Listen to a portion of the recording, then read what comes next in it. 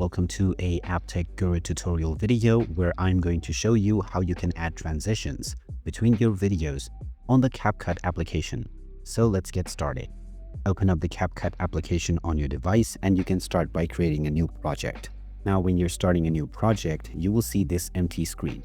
Now you can add any videos that you wish using the import button and by browsing within your computer. And in this case, I'm using a few stock videos.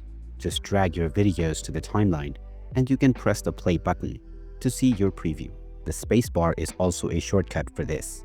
Now drag the second clip that you wish to transition into and place it right next to your first clip.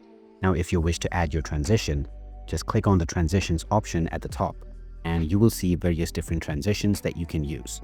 Just hover over to any transition in order to view in real time how this transition will pan out. Once you find your desired transition, you can simply drag it and place it on your timeline.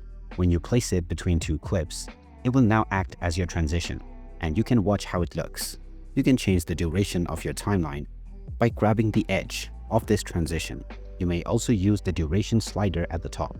And that is how easy it is to make your desired transitions on the CapCut application. If you find this video useful, don't forget to subscribe and leave a like to be up to date on more useful videos. Thanks for watching.